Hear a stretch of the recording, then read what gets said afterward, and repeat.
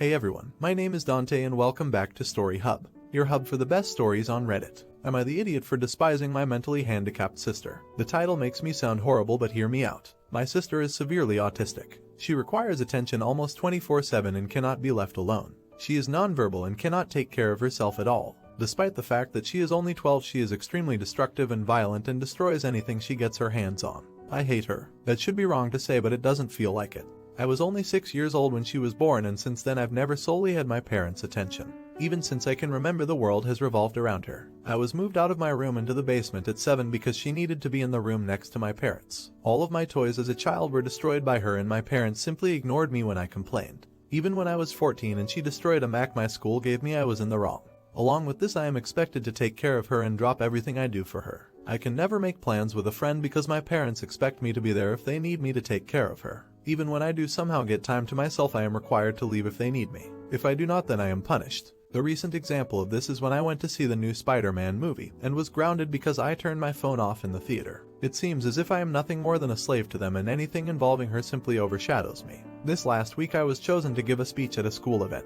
I was so excited, and my parents promised to be there, but they never showed and claimed it was because of my sister. Anytime anything like this happens for me, they are too busy with her. I've held this in for so long, and it finally spilled out today. While talking about colleges with my father, he joked that I should get a degree that pays well so when they're gone I can take care of my sister. I don't know why, but this caused me to break down. I cried and screamed about how it was always about her. I'm nothing more than a caretaker to them, that they always make it about her, and that I'm expected to be her slave for the rest of my life. I've locked myself in my room since then, and my parents have not come to check on me. Am I an idiot here? Edit. Update kinda. Wow, thank you for all the support and love that you guys have given me. I never expected this post to reach the popularity it did. Thank you all. After thinking about it for the past few hours, you are right that I don't despise my sister. It's not her fault that she was born the way she is. My parents came to talk to me a while after my breakdown, but I was unable to bring myself to talk to them and only cried and asked them to leave. They have made arrangements with my grandfather for me to stay with him for the time being, and I'm getting ready to go to his house. My parents want to talk to me, but we have decided it's best I leave for now to have some space and time to collect myself. We will be sitting down and talking later this week about this issue. Thank you all again for the love and support through this lesser than 3. I'll send an update your guys' way later this week if people are interested. Not the idiot. These are perfectly legitimate and understandable feelings. You have done nothing to sign up for taking care of another human being. It's not like she's your kid. And that was wrong of your dad to joke about, because it sounds like he probably is really thinking along those lines. Be honest with your parents about how you feel. Make clear that it's insane that you're expected to be a full-time babysitter, grounded for no phone in a theater. That's freaking bullshit. Not the idiot. My parents have become caretakers for my autistic cousin whose parents are both deceased. Same level of assistance required as he is nonverbal and cannot do anything for himself. Parents have told me and my sister that he will never be our problem even after they are gone. He will be set up with care because it's not fair to put that responsibility on us. Talk to your parents. I agree that it should not be your responsibility. Now for the next story. Am I the idiot for telling my parents to pay me back my college tuition if they want a relationship? I was raised by parents who believed, religiously and just culturally, in rigid gender roles. Dad should work, mom should stay home with the kids. I'm the only girl and have 3 brothers. Because of their expectation I'd stay home with kids, they never valued my education, educational achievements, or emphasized things beyond domestic skills. I'm the second youngest. By the time I was in high school, my 2 older brothers had gone to the college of their choice, with my parents fully covering tuition, books, an off-campus apartment, and other living expenses. They eventually did the same for my younger brother. I was told I wasn't allowed to apply for college. I did so in secret and got accepted with a partial scholarship.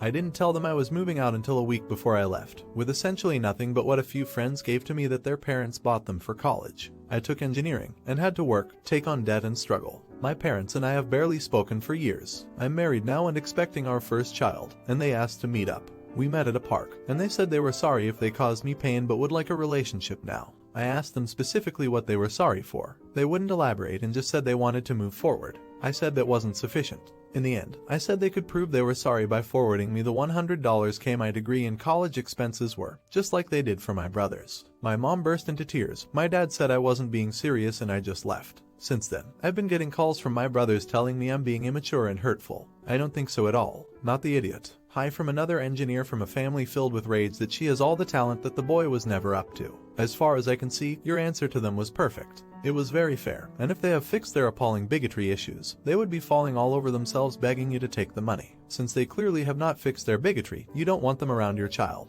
Never, ever poison children by allowing bigots in their presence. No exceptions. That includes your bigoted brothers. Not the idiot. That's a generic sorry you're upset non-apology. They are just around now because they want to influence the baby. The 100K ask is fair if they have the means to pay it.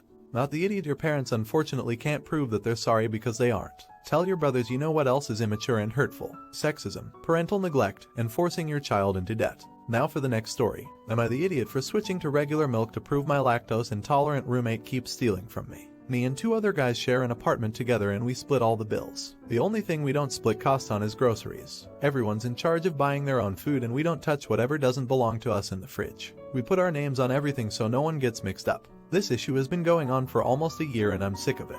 One of my roommates, R, keeps stealing my food. I get home from work and containers with my leftovers are sometimes missing. They have my name written on it, or my stuff finishes too quickly. My gallon of milk, for example. I buy almond milk because I like the taste, but it seems to finish after a week even though I've only drank once or twice. I confronted R about this lots of times and that's caused a lot of arguments. He outright denies it and tells me I'm crazy even though it's so obvious. My other roommate and I carpool together because we both work the same early morning shifts around the same area, so I know it's not him. It's always after we get back home and R is already left for work that I notice my food's gone. My roommates also had a similar problem but not as often as I do. I'm guessing because R doesn't like what he buys. The funny thing is R buys a lot for himself and is even more stingy about his food. He will literally point out what's his when he comes back from grocery shopping and tell us not to touch it. Last week, my milk was nearly empty again and I got fed up. I went to the liquor store and bought regular dairy milk. I drank what was left of my almond milk and refilled the gallon with the one I bought. This was to prove R is the one stealing since he's lactose intolerant. The next day, Saturday, we get back from work and R is pissed. He yelled at me that he was stuck in the bathroom for 40 minutes with diarrhea because of my milk. He was using it to make a shake. I only responded with, "So then you're the one who's been stealing." He freaking exploded. Yeah, he admitted he was sometimes drinking my milk and eating my food, but he was more mad that I switched milks than the fact that he was caught.